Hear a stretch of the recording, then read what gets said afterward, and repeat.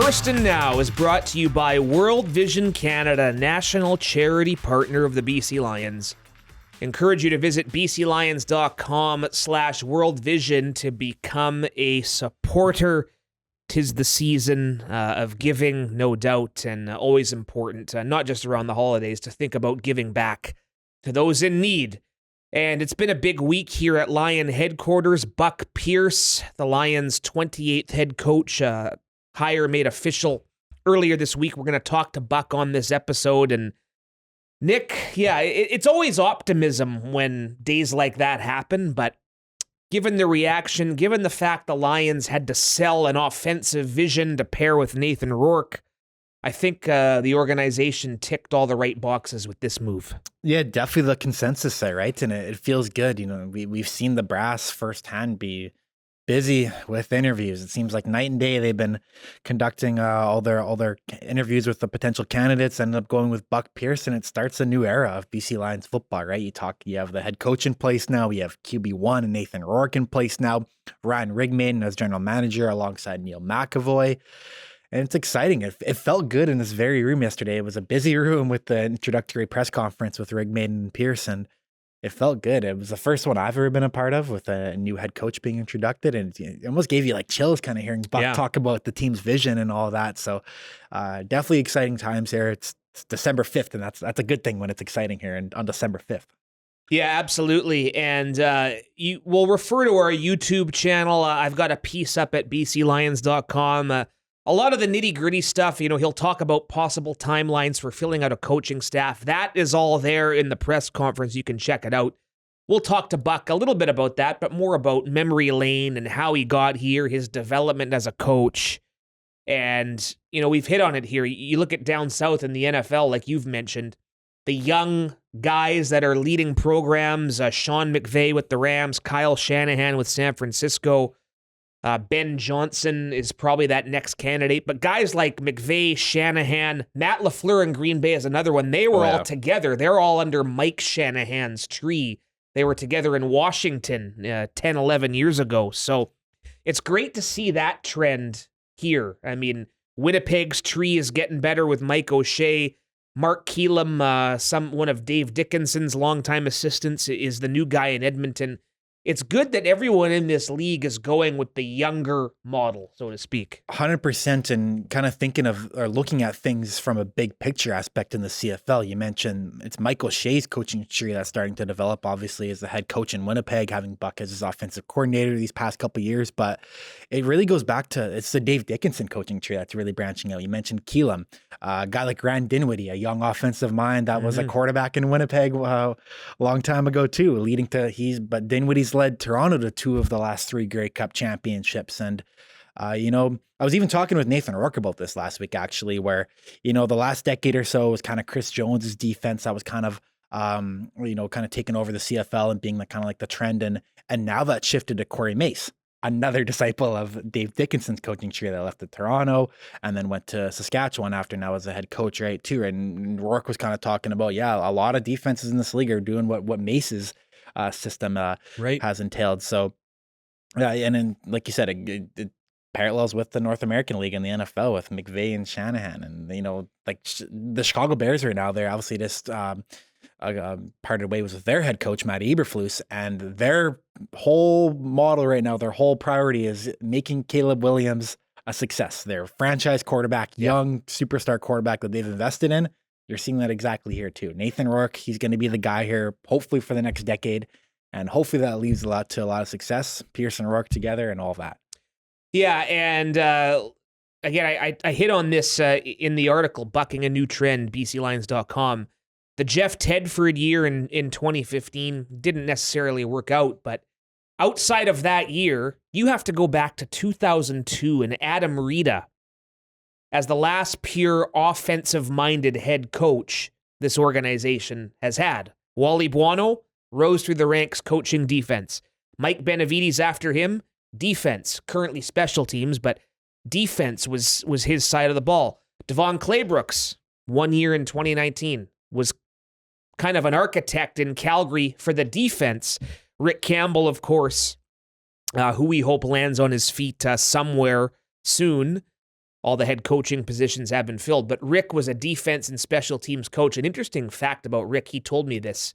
There was one year in Calgary where he coached the running backs, and he said he deliberately wanted to coach offense for a year to prepare himself for becoming a head coach one day. So there you go. Always found that nugget interesting. But yeah, we're going to talk to Buck here in a few minutes. We've got several social media mailbag submissions. Thanks for those. We'll get to some of those with Buck. But let's hear him at the press conference talking about his overall vision for the Lions. Our vision for this club, all right, is an identity of toughness, grit, integrity, and accountability. The standard will be set early, and we will hold ourselves and our players to that standard. Okay? This is going to be a place of support, communication, all right? And everything we do is going to be about the BC Lions first. We're going to get and bring good people into this facility, into this organization. We're going to surround ourselves with like-minded individuals that put the BC Lions first. All right? Everything that we do is going to be about the team, and it starts with the team. All right? We're going to build this with integrity and people that represent the BC Lions brand in the right way. All right? We understand our fan base, and we want to reach and get out into the community, all right, and reach as many fans as we can. Yeah, you can't judge everything on an opening press conference, but I will say Buck Pierce hit this one out of the park. He got emotional. You know how much this organization means to him, and that came through. Yeah, and hearing him just talk about, those words, grit, accountability, integrity, right? Just, it almost gave me like chills when I was filming that. And he definitely made an emphasis too that it's not just him and his coaching staff and the players. It's a whole organization.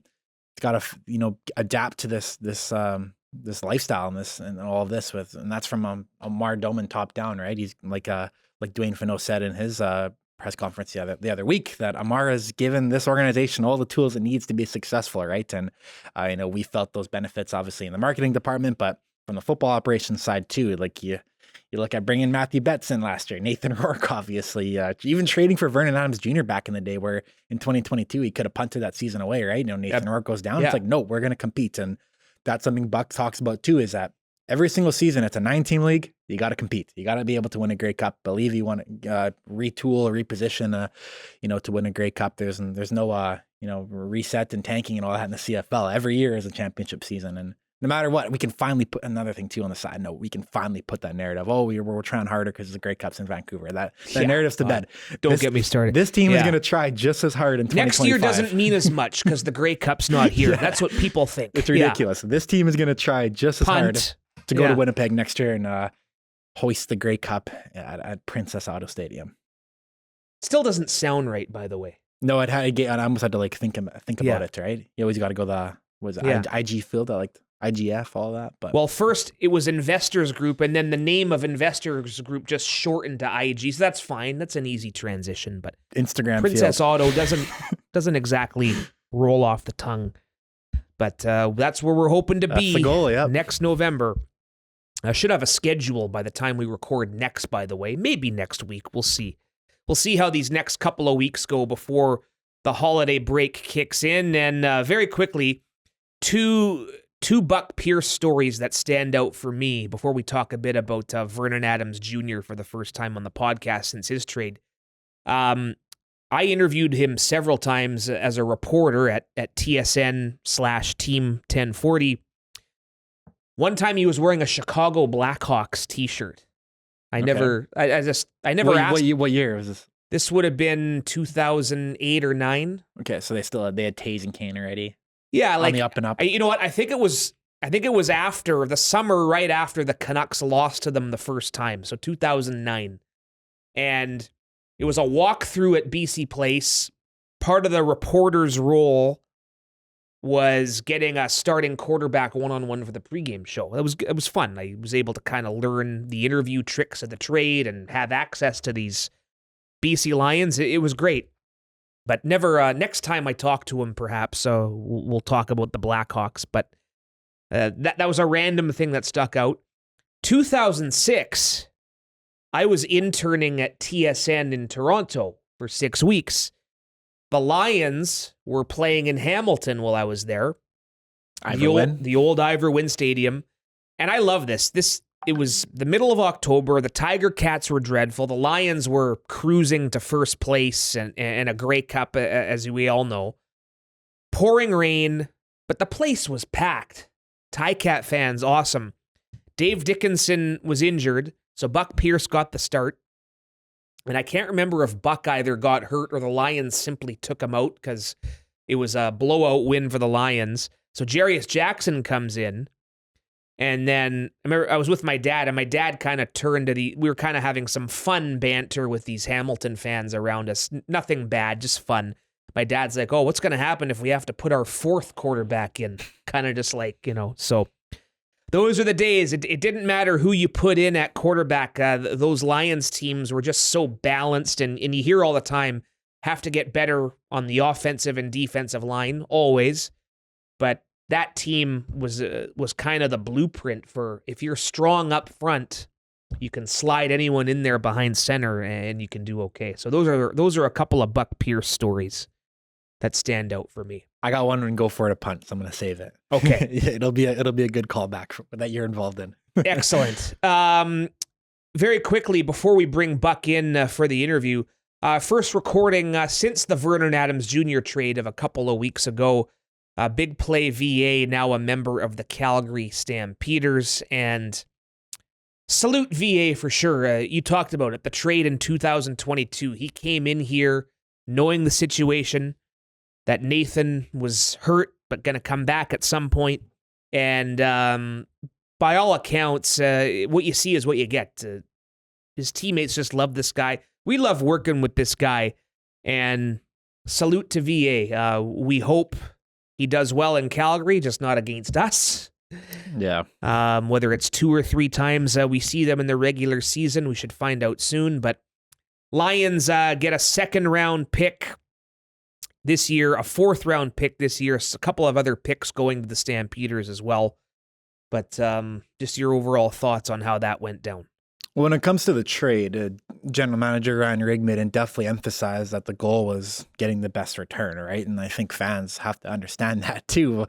The situation and the leverage that the Lions have here, where you have 2 quarterbacks already, and not much of a market. Yeah, and Ryan Rigmid publicly comes out and says that like they're gonna have to move VA. It's just a matter. It's the reality, right? And VA he has a huge contract too, right? He earned that contract of $500,000 next this season. Half of his $500,000 in 2026 is guaranteed. So it's not easy as a general manager to move a contract like that, but getting a return, getting draft picks, it's a top 10 draft pick. It's a 2nd round, but it's going to be the 9th overall pick this season. So there's a return there. But, when you talk about Vernon, I would definitely say one of my favorites, if not my favorite player I've been around here in my 3 years here. There's just so many memories with the guy. He's someone who's invited me into his home to capture content, not even just capture content. Like whenever we would go there for the Lion Kings in Tacoma, that's what I'm alluding to here. It's film, but also grab a play after, hang out with the guys. Right. And, he's just someone that, like I said, so many memories about, and you always hear about his buy-in with this organization. It wasn't just on the field or with the football side of things. Like he would be texting me about Arrow Up and stuff like that. The Advent Calendar series that we ran once a day in December last year, where we put up a play every day in December. That was his idea. He literally would text us out of the blue and be like, "Hey, I have an idea." And I'm like, "Thank you, Vernon. That makes my job a lot easier." And, all the participation, like even when he first brought up Lion Kings, and I'm telling, my first thought was, this is a big project. So let's make it like a BC Lions project. Let's get everybody involved and make this the best thing that it can be. And it was just such good memories there. It's funny too. He's actually put me onto, I'm a big iPhone notes guy, especially like sharing them too. You can share them on the iMessage thing. Vernon Adams Jr. kind of put me onto that, because when he would do these Lion Kings camps, he'd have like 20 people in like an iPhone note thing, so you could see all the edits that he was making. He had these tables planned out with the itinerary and all that, and very organized guy. Not a surprise that he's a natural leader and all that aspect, but And then on the field too, right? The hurdle in his first game at McMahon, last season throwing 6 interceptions in Toronto, but then bouncing back against Montreal the next week. The West semifinal in 2023, where he's pretty damn near unstoppable. Yeah, and it's a bloody shame we couldn't finish it that year, because we go to Winnipeg the next week, and everyone remembers what happened. He got sacked 6 times, whatever it was, threw a couple of interceptions, and that was not the Winnipeg Blue Bombers' best performance that day. No, but it was there for the taking. They still got it done, and you were not discrediting them, but post-game in the playoffs, we have to go to the other team's press room for post-game. And, he was always good about that stuff, but he could barely walk. And remember walking back from that press availability to the locker room. It's a long walk to the other side where our locker room is in Winnipeg, and the guy could barely walk. And in watching that, it was gut-wrenching for me. This is a guy who left it all out on the field, and Calgary's got a good one. And very quickly, before we turn the page, you mentioned his debut in Calgary, the hurdle and all that. That morning, that old restaurant we used to like in Calgary, at the other hotel. Yeah. R.I.P. 1886 Buffalo. Was that what it was called? I think Buffalo 1880. Buffalo. It's gone now. So depressing when Steven and I found that out. So I went in there by myself for brunch, and there he was in there the day of his first start, sitting by himself, said hi, didn't really bother him, and he's going through all the calls and everything, and he's mimicking, and he's doing that by himself. And man, this guy's awesome. Like, this is going to work out okay here. So yeah, and I even got to. I'm really happy and satisfied that we got to put out a tribute video for him. And absolutely, even, there's a clip toward the end where he's kind of waiting for Brian Burnham in the tunnel on McMahon there after that overtime win, and such good memories. He's one of those quarterbacks too that I talk about Nathan Rourke with this, where I'm watching him and I'm like, whoa, like this guy is not your average cat at the quarterback position. And some of the throws, I thought we did a really cool piece with Julio Caravetta on Tap last year about this, but just talking about the windows and like that he can hit, like other quarterbacks do not do this. He is a special talent, special person, very marketable person, very easy to work with, and all the best to you, VA. All the best, except when you play us. Yes. Going to be fun, though. You talk about hype and selling storylines. Yeah. How about that, right? Yeah. We can put a Randy Ambrosi hat on there and be like, I hope it's 35-35 and Nathan Rourke walks them off on the last play of the game. There you go. Both guys go for 450 and yeah. Okay. Buck Pierce, the 28th head coach in Lions history. We'll go down in the time machine with him as well. Coming up on First and Now. All right, and we have him now, Buck Pierce, just over 24 hours since he met the media, and he's back home in frigid Winnipeg. Buck, is it you in 2 feet of snow? Were you able to get back to the house okay? How you holding up? Good. I'm actually used to it. So, it's not too bad. It is getting cold, though. Not quite enough snow yet, but all my fisherman buddies are hoping it stays this temperature so they can get out there and ice fish. Yeah, there you go. Is that a hobby of yours, ice fishing, or? I don't do it a lot just because of the time and things like that. But once or twice a year, definitely get out. It's become something that I really enjoy doing, and met some amazing people out here doing it. Yeah, being in that part of the country, there's obviously several spots you can go to within an hour or two, right? That definitely would be a cool pastime. As we bring it back locally here, like we said, it's been a couple days now since we made it official. What's it been like for you? Has it sunk in yet? What are you feeling right now? Yeah, it's been a quick 48 hours, but extremely excited. Just the outreach from everybody, former players, coaches, those type things, and just, starting to get that ball rolling. It's, like I said yesterday, it's been a little surreal, but very excited, and we're getting this thing moving forward. Buck, we were kind of talking about this the day you rolled into the practice facility this week, but you obviously came to this organization 20 years ago now. rolling into YVR, coming back into Surrey, going down King George Street. What's changed? What was maybe the first couple things you noticed that's changed, or what stayed the same too? Like, what was your whole input on all of that? There's a lot of similarities still. There's still a lot of similarities. Just flying into Vancouver, heading towards the facility, all those things, those memories come back of, how many times you've done that over the years. Obviously, the area around the facility's changed quite a bit. Man, has it grown. What they've done in that area is, excellent. The infrastructure, around the facility and the Surrey area, sure has, improved. But just like I said, there's so many times that I've gotten on that highway and headed towards the facility, and to pull up and go into a different office is pretty special. And I think if anyone's interested in wondering why you wanted to pursue this role or what made you the best candidate for this role, that's been discussed already, right? We had the press conference and everything on our YouTube page, but if we kind of rewind a bit back to when you first got into coaching back in 2014 with the Winnipeg Blue Bombers, what interested you back then to, I think it was the running backs coach you became first off, right? What was kind of the driving forces for you to transition to the coaching world? Well, I wanted to stay around the game. Wanted to have an impact and influence on players, trying to, support their family in the CFL.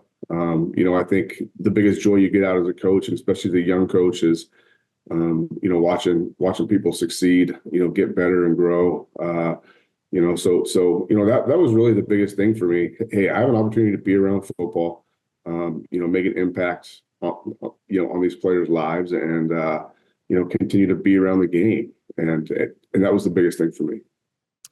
And it's no secret the success yourself and many others in that organization have had over the last decade, 5 straight Grey Cups, winning 2 of them.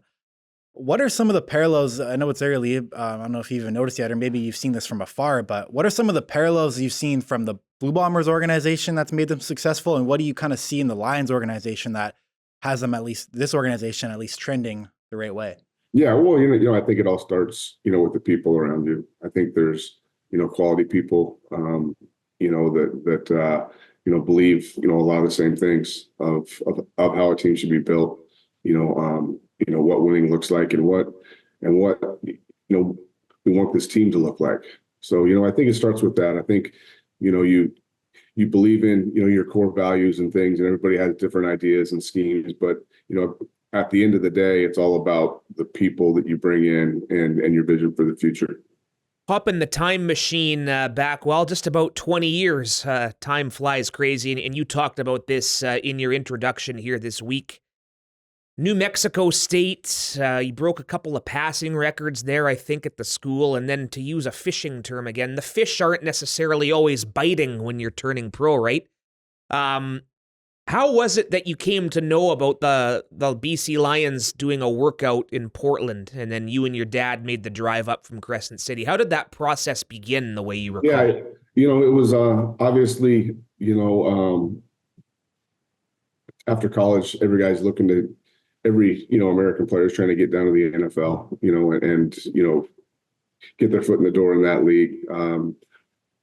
Wasn't drafted. I went to minicamp with the Houston Texans. I was there for a number of weeks. Didn't sign a contract, so I came back home. Actually, one of the Houston Texans scouts, I think, touched base with Wally Buono and said, "Hey, if you ever have a chance to, take a look at Buck, I think you should." And just by coincidence, we were sitting around the living room, me and my dad, and we're looking at some CFL stuff. Obviously, my agent, had kind of pushed me in that direction too. We were familiar with the CFL. Obviously, not to its fullest, but we knew about it, and we knew it could be an option for me. And it just happened to be that, like 2 or 3 days later, just 5 hours north of where I grew up, BC Lions were holding a free agent workout. So it was a no-brainer for us. We jumped in the car, drove on up there, and Wally happened to be there, and Neil McAvoy as well.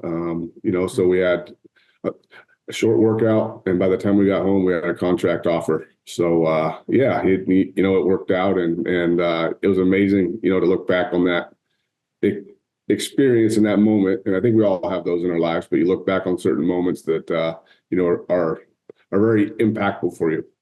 Yeah, and it's amazing how one step like that in life sets you up. 20 years later, like we said, you're settled in Canada, wife, kids, all from Canada. So that's amazing. And it's interesting, if we want to stay there for a sec, 2005 here, don't have to remind you, but a lot like this past year, Grey Cup hosting year, and it didn't go so well in the end. But of course, you were talking on Donnie and Dolly this week about the Dickinson printers stuff and being right in the middle of that. What are some of your big recollections of that crazy quarterback situation? And you even got some playing time that first year because of injuries too, right? What was that all like?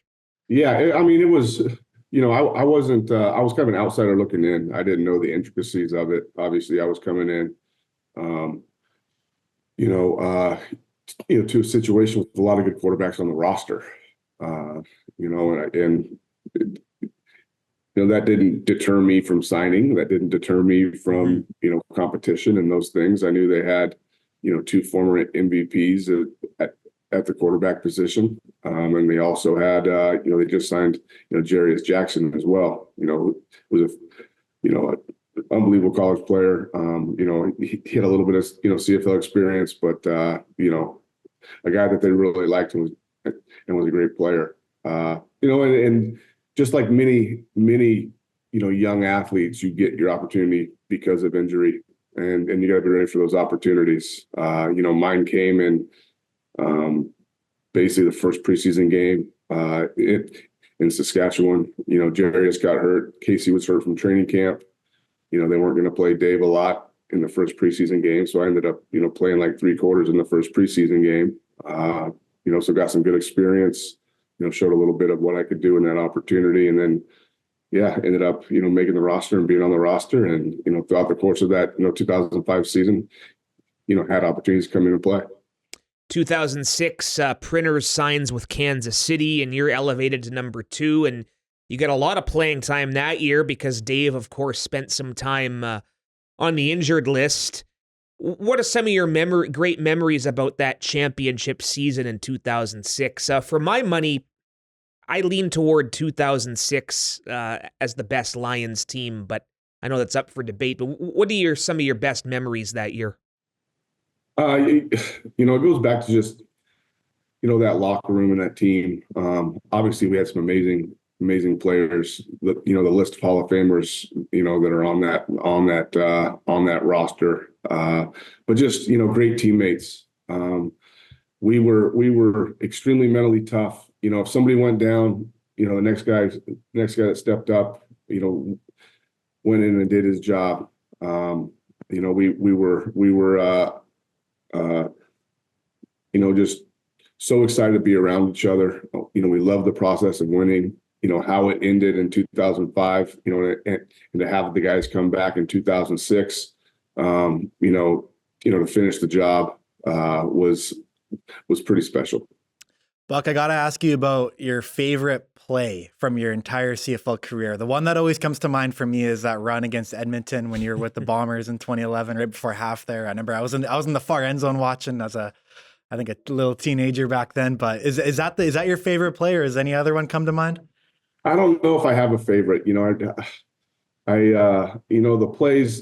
plays, they come and go, and they might not be the highlights, that everybody looks at. Obviously, when I was in Winnipeg, there were some big plays, and that was exciting, when I got there, especially how excited the fan base was and how, supportive everybody was when I was in Winnipeg.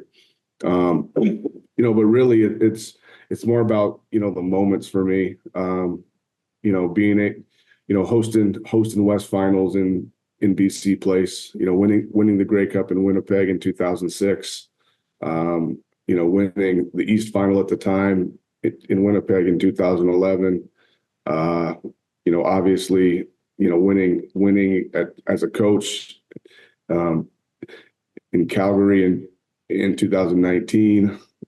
So yeah, you know what, like the plays, there's a lot of plays that I've probably forgotten over the years, but it's the moments that you remember, and it's the guys in the locker room. It's those kind of stories.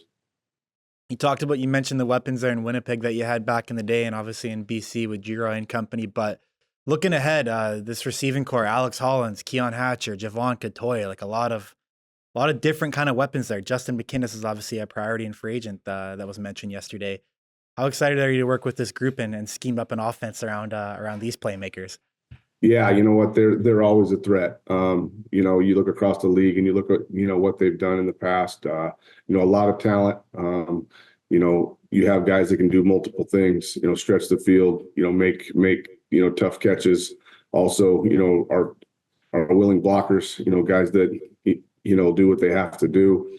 But yeah, I think when you look at the group and you've watched those guys operate over the years, obviously, with Nathan's talent as well, it's a good group, and it's exciting to be able to work with them and build something around them.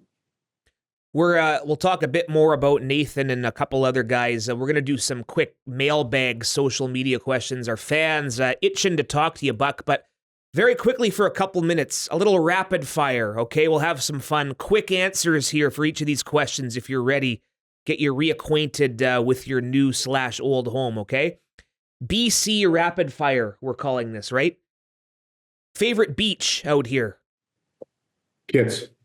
Yeah, good choice. Yeah. Favorite food, cuisine, dish, anything come to mind? I know you were exploring the neighborhood yesterday. Fish and chips. Yeah, there you go. Might have to go back to White Rock and get some of that stuff. Who's your favorite BC Lion of all time? Oh man, that's the tough one. There's pass. That's Okay. a lot. There's a bunch of them there. We'll ask you in the new year. When Buck gets time off out here, if he's not coaching or scheming, what are you going to be doing? I'm gonna be enjoying the outdoors. I'm gonna be outside, enjoying the beaches, enjoying all the things that BC has to offer. Maybe try and catch a fish or two somewhere. There you go. You get a longer summer/fall out here, as you remember. And last one before we get to the social media submissions. Favorite movie, TV show? What are you watching these days, or what's your favorite of all time? I like Breaking Bad. What am I into right now? There's not much out right now that I'm into, but I kind of watch it all. I just watched the Red Sox comeback. Yes. Documentary on Netflix. So fantastic there. I'm not a big Red Sox fan, but that was really well done. Yeah, I'm not a Red Sox fan at all, really, but it's always good when you can watch those documentaries and you get the different perspective of people that you don't know. Everyone knows that story, but hearing from guys like Doug Mirabelli and the way that whole Nomar Garcia-Parra situation went down, you forget all that, right? So I really enjoyed that as well. Nick, you got to watch that if you haven't already. I watched the 30 for 30 back in the day, but I haven't got to the Netflix. Yeah. This one's better. This one's a lot more in depth. Good to know. Okay, here we go. Few minutes for some social media mailbag. We'll go to Facebook here first. Buck, Brian McLeod asks, do you intend on maintaining a balanced attack when it comes to the offense and combining that with Nathan Rourke's skill set?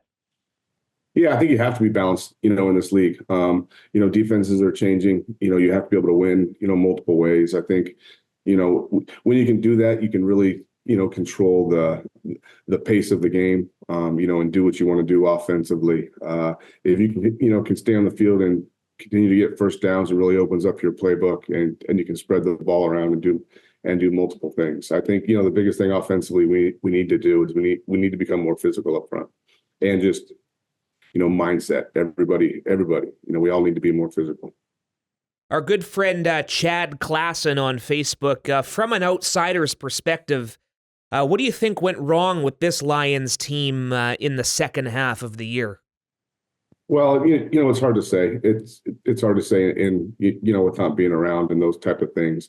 In an 18-week, season, you got to be able to, fight through adversity. There's going to be ups and downs, that you don't win every game in this league. And it's hard to win. It's hard to win and hard to win consistently, at this level. So, without being, too close and, to the organization and those type of things, it's hard to tell. But, definitely one of the things is, in this game is you've got to be able to, win close games. First and foremost, you got to be able to, close those games out, when you have opportunity to win. And you also got to be able to fight through adversity, right? Mm-hmm. You're going to have weeks, where things don't go your way. So if you do lose, games, back to back, you got to be able to pull yourself out of those. James on Facebook, you addressed it maybe briefly a minute ago, but how do you fix the trenches? Everyone knows the line of scrimmage is important, particularly come playoff time, but James wants to know, what do you got planned there? Well, we'll continue obviously to look at, everything, roster wise and, those things, but, really, I think it's just a mindset. You got to put yourself in a mindset of, hey, this is who we're going to be and this is what we're going to commit to. Right. So, when you look at, what I said yesterday about, our toughness and our identity and where we want to be, we have to put our players in those situations. We have to allow them to be physical and see how they're going to respond. Let's go to Instagram for a couple here. Happy Hockey Mom 6. Love that handle. Can you tell us your short and long-term goals, say, for the first 30 days as we head into 2025, Buck? Yeah, I continue to, look at, filling out our staff, get to know the guys, get to know everybody in the building, in the facility, get to know our players, make sure I reach out to them. And then just, continue to have conversations about, where we're going and put our plan in place. Short-term goals is going to get busy. A lot of things, the off season, now is filled with things that we're going to be working on, and building towards, the start of training camp and those things. But, long-term goal wise, obviously we want to be a team that's competing every year. And a team that, is going to, people are going to be proud of, to watch out there and support. And we're going to do things the right way. We're going to surround ourselves with, quality people, that enjoy our brand of football that we're going to play. We have a player submission. Josh Woods. He gets right to the point, Buck. What defense are we running? Whatever you can reveal. Great. Thanks, Josh. I appreciate it, man. Hey, whatever's fast and physical, man. Whatever's fast, physical, flies to the ball, 12 hats at the ball, and a team that's, communicating well, being on the same page and enjoying what they do. Well said. Nick, anything to add before we let Buck get back to work? No, that was great. Enjoy the fishing if you can get some more time. I know BC. I'm not really much of a fisher, so you probably educate me a bit on the Manitoba scene. But some content ideas. There we go. Maybe out in BC. I'm just saying. Yeah, I'll take you, Nick. Sounds great. Awesome. Well, appreciate it, Buck. Thanks, Coach. Yeah, excellent. Thanks, guys. I appreciate you having me. We'll see you next time. Buck Pierce, great to have him back. And again, if you want to go a little more in depth with the head coach, YouTube channel, bclions.com has the intro press conference. You'll get Ryan Rigmaiden's thoughts on that as well. We got a good one, Nick. We got a good one. Yeah, learned a lot about Buck off the field too. So obviously big into fishing and the outdoors. Kits is his favorite beach. I think I'm an English Bay guy, and all things are considered, but that's probably a bit of a hot take. I'm going Kits. Yeah, I think Kits I is the won't. consensus. I won't get into any more details beyond that. But At least it's not Wreck Beach. well, it's just one of those I don't get out there much anymore. Summertime, That's you can half go down. the battle. It's hard to get to. In my You opinion. got the local right across the street with the patio, and it's English Bay's pretty good too. Cactus Club right on waterfront there in English Bay. It's nothing can beat it. The Bellinis with Alexander Hollins. If Bellinis are your thing, yeah, go for it. Definitely, yeah. yeah. One of them before you In the get that summertime, sugar yeah, rush. sure. Oh, yeah.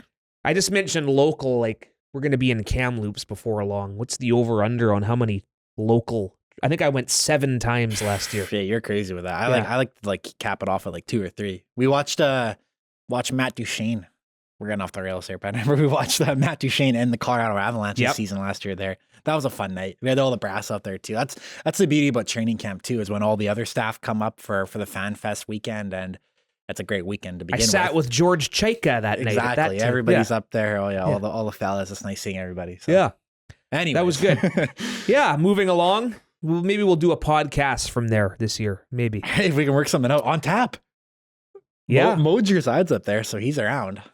Yeah, Moj pretty much lives there. But back on the rails for Go For It or Punt. What do you have? All the buzz this week online when it comes to hockey. That 2025 Four Nations Face-Off Tournament. I'm going for it. I love me some best on best action. The rosters were unveiled on Wednesday, so that makes it topical right now. But Team Canada, you got Connor McDavid and Sidney Crosby suiting up for the first time ever together in a competitive fashion. Not an all-star game or nothing. Unfortunately, Connor Bedard couldn't be there. Kind of wanted I understand the snub for him, but guys like the Canadian team's crazy because guys like Mark Scheifele. Well, we say it all the time. Canada could send 2 teams to this tournament, And to these compete, tournaments, right? And you see that when guys like that. Connor Bedard has a future with Team Canada. Yeah, might be at exactly. the Olympics in 1 year, I guess, but just not now. But yeah, No goaltending though. That's the issue with Canada, and isn't it? I think that's why US is the favorite though in this, because they got a death row at goaltending, and they got weapons up front too. They're loaded. Even without Thatcher Demko being available, they're still going to be. But yeah, I remember the days of Team Canada where Patrick Waugh chose not to play in the 2002 Olympics. And it's okay, fine. Brodeur, we'll go with Luongo. Brodeur, Belfour, Curtis Joseph, whoever. So Luongo's in the 2010 Olympics here, right? It was who's in net that game, Brodeur or Luongo took over for Brodeur. Yeah, and then Carey Price took over for Luongo in 14. Fleury, that's how stacked it used to be. And now we got Jordan Binnington. No offense. I mean, we'll see what happens. But when you're dealing with Austin Matthews and JT Miller and all these guys on America's team is crazy. They're my pick to win. Although I think Canada's the favorite. You said you're going off the board here though, right? Never underestimate Finland. They can check. You talk about goaltending. UC Saros. Kevin Lankinen made the team. Topical guy, yeah. So Laine's healthy. The Finns are plucky, guys like Mikael Granlund still playing good hockey. Eric Halla's an underrated NHLer, always has been. Sebastian Aho. Yeah, that Aho's the bit. Yoel Armia, Mikko Rantanen, guys who maybe don't get the credit they deserve because of all these other international stars. But my thoughts on this, I'm getting more excited for it, Nick. The NHL's done something brilliant here. This is normally kind of where you start the dog days of the season. Christmas is coming. The NFL playoffs are around the corner. College football bowl season. But people are talking about this.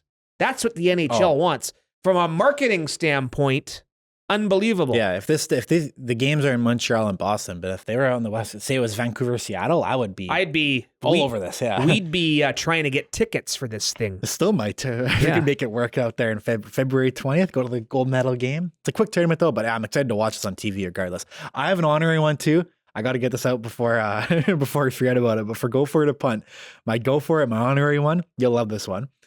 Buck Pierce's YouTube highlights. And the callback to this is no word of a lie. I wanted to say this on the podcast, but in training camp this year in Kamloops, all tying it back to when we got off the rails there, we would watch the Canucks-Oilers games or whatever other NHL playoff games are going on during that time. But after the games are over, we'd be in our dorms and we kind of just go on YouTube rabbit holes because my laptop would be right beside the TV. And kind of the running joke was I would always make my way back to Buck Pierce's Winnipeg Blue Bomber highlights because if you haven't seen this highlight tape, just type in Buck Pierce Winnipeg Blue Bomber highlights, and it's just an air raid. It's Terrence Edwards, Clarence Denmark, Fred Reed, Terrence Jeffers Harris, all these forgotten about names that I think Another former BC Lion, Jeffers Harris. There you go. Underrated guys, but Buck Pierce could air it out, and he had some crazy highlight reel runs. It was an exciting time. So if we see Nathan Rourke kind of form into that guy, look out. Those were some fun times. It. It's just made me laugh when thinking about that and how everything's full circle. Crazy how things work out. Fun times indeed. Speaking of Kamloops. All right, I got a good one here, and I kind of hit on it with Buck there with the Red Sox comeback 3-part series on Netflix. Highly recommend. Again, with these documentaries, you get a different perspective most of the time. Is TV binging over the holidays? So, yes, a couple of shows I'm looking to finish up. The Night Manager, kind of been a slow watch. I'm always looking for something. I might rewatch The Sopranos again for all I know. Gonna have some time off. Just having all the time to binge watch your favorite shows. You can't beat that. So 100%, yeah. There's, speaking of sports, I listened to the Julian Edelman Games with Name podcast. They had Danny DeVito on. There's an Amazon Prime series called Game 7 where each episode takes an in-depth look at some famous Game 7s. Cool. The Yankees Red Sox is part of it. There's a couple other ones that they go over. Rangers Canucks 94. Danny DeVito directed that, so I might take a look at that as well. So. I'm going to use this platform too. The Christmas time, the springtime is when I always kind of tackle a new TV show, like a full series. So if anybody has suggestions to a new TV show, I did Game of Thrones 2 years ago and I did Mad Men last year. So if anybody has suggestions, hit me up. I'm all ears. Awesome. All right, what are you punting? So we got one that I wrote down live when it was happening. So I'm excited about this one. But to set the scene, the Vancouver Christmas Market, they were having us out past week, all of that for kind of work and coincide with the Grey Cup Festival. Obviously, it's literally was next door when we were out there on Waterfront the other week. But I ran into Javon Katoy there, ran into Tyler from the sales team there. So definitely some BC Lions out in the wild out there at the Vancouver Christmas Market. But my punt is being Moses in a line. And what I mean by this is that, when you're in a line, you're like, there's obviously a lot of lines because it's a busy Never place. heard of this. Indulge. So, this is how I'm describing it though. But so, when people are trying to cross you in a line, like they're just kind of get by you. Trying to get, you see that at Rogers Arena all the time because it's small in the concourse. Exactly, right? So I always try to avoid being Moses. And by what I mean is parting up so people can come right in front of you. And once you let one person go in front of you, it just opens up a can of worms. People are just going in front of you and it feels like you're just... So the Moses is the guy or girl parting the Red Seas that keeps the opening open. Is that what you're saying? Well, parting the Red Seas like Moses. Yeah. Like I'm not that guy. I'm the person in front of me. I go right on them. Like I don't touch them obviously, but I get as close as I can just to ensure, just to set the boundaries that nobody's crossing me in front of the line. It's one of my pet peeves. I don't know why. I know it's being a nice person, but go behind me. Please go behind me. Don't go in front of me. It always bothers me when I'm in a line and you got people walk in front of you nonstop. People probably cutting in busy environments too. So I'm punting that. That would be bad. I put my foot on the ground on that one. And I thought of it at the Christmas market because somebody tried to do it and I did let them because I got to be a nice guy, but. I'll remember that because that's, like I said, Rogers Arena, the tiny concourse. That's a common thing. The washroom line kind of cuts into the traffic line and that's good. That. I like that. All right. It is December the 5th and I'm already tired. I like it, but I need a break from it. Alvin and the Chipmunks Christmas music. Overall, but once my daughter discovers something, 5-year-old daughter, Libby, every time we drive, gotta listen. We're decorating our Christmas tree last week, gotta listen. Sometimes I get insomnia. I wake up at 3 a.m. and I can't get back to sleep. Last week, I wake up and the songs are in my head the whole time I'm trying to get back to sleep. Have to punt it on December 5th. Sorry. Yeah, the Chipmunks definitely are not annoying at all, hey? Not at all. He says as a kid, I loved it, and I guess I still do. But small dosage. Too much of one musical act is not a good thing. Yes, ever. In that tone of voice too, the Chipmunks, but they're funny. And now it's stuck in my head again. There you go. Oh no. We'll get it out of yours. All right, we're now going to debut a new segment.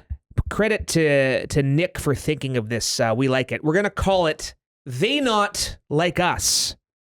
Shout out Kendrick. Kendrick Lamar. That was like the soundtrack to the first third of our season. Summer anthem, yeah. We stopped listening to it and we stopped winning games. There you go. If anyone wants to blame the 2023 collapse on something, maybe there it is. But yeah. Hey, new album last week for Kendrick, though, so we got some new material. Excellent. 10 out of 10. The idea of this segment is to give an example of something we witnessed or saw, whether it's a crazy feat by an athlete or someone doing something special, and they're not like us, as it says. And Nick has a BC Lion theme to his. Yeah, because we saw Brian Burnham last week, which was almost like surreal to see the physical presence Him of Brian and his lovely Burnham. wife Aubrey. Yes, Yep. they were down in or up in British Columbia visiting Brian's sister in White Rock. Yep. Came up from Tulsa, but my They Not Like Us for Brian Burnham is his hands, because the first thing I obviously watched Brian Burnham from afar before I came out here, and when I came here and saw Brian Burnham, the first thing that registered I noticed about him was his hands, and they're not like us. They're not like the normal person's hands. They are freakishly big in a good way too, because that makes him the one-handed star catch receiver that he was, a stud receiver, right? And I saw him last week, and that's the first thing I saw again. And I actually shook his hand, and I'm like, "Yep, Brian Burnham's hands, not like us." Massive. Yeah, I'm with you there. That's a good one, and I have one, and this came to light again. We've had some rainy weather here on the West Coast, as we do. When it's a downpour, atmospheric river, bomb cycle, was that another term that people were throwing? That was brutal. That they got to go back to the drawing board on These that one. these dedicated joggers who are out there in the pouring rain, amen to them. I've been a jogger before. I've tried getting back into it. If it was raining, I would typically not suck it up. I hear you. And then even in other situations too, Friday night of Grey Cup week, that gala dinner, walking back to the other convention center. With your RBC football? Yeah, no, I gave that away to somebody. I just didn't want to carry it around all They're night. funny. So, shout out to RBC though, great partner, and that's where I do my banking. So, it's after midnight. We've had a few beverages. We're trying to get home back to the hotel. And there's a jogging group along the seawall there. And I was with Alex Ruiz and her partner, Trevor. Alex, our digital manager, of course, long time, does a great job. And she even turned to these joggers. Great job, everyone. Like, we're coming back from partying and people are out jogging along the seawall. You mentioned Kitts Beach. We mentioned it. They were probably jogging back all the way along the seawall from the beach. Calming her out. Do you remember in Victoria? Those people aren't like us. Do you remember in Victoria though, in Touchdown Pacific? Did you see that when there was that bike group? It was hundreds of people. Oh, Ronald Kent, if you're listening, you know what I'm talking about. Because I saw Ronald Kent. We were in a restaurant. And I saw Ronald Kent filming it. Bulacumbo saw it too. Yeah, it was crazy. There was like 500 people on bikes. It was crazy. It made me think of that. But yeah, those people, kudos. Excellent. I'm a treadmill guy. If I jog now. Yeah, I like jogging in Tynehead Park though. It's kind of nearby in Surrey though. You know what I'm talking about? Yeah, like I would go there right when I moved here. That's where I would go. It's like 5 kilometers, good circle. Yep, there you go. Yeah, I like to have a track. I don't like being out in the street, out on the sidewalk where you stop. Love the TRU hillside. The TRU, yeah, like the concrete doesn't do it for me. It's bad for the joints. So, yeah, TRU. It's like the 4th Kamloops reference here in this episode. We must be. Hey, is it May yet? We must be 6 months away. Yeah, is it May yet? All right, it is not, but it will be here before long as we sign off on this one, looking to be back once more before Christmas, whether that's this week or next. We could have a schedule, could have some signings. You never know. Always news to talk about. Be sure to subscribe, rate, leave a review. And we thank you for listening on First and Now. Nick, any final thoughts? Just enjoy the holiday season. It's if you're listening in the prairies, I know you're in the snow right now, but if you're out here in beautiful British Columbia like we are, you're loving your life. Although the fog is crazy here, but anyways. Was pretty foggy this week, yes. But sunny. We love the sun out here. As long as it's dry. Happy birthday to Andrew Pearson. And with that, we'll say until next time on First and Now.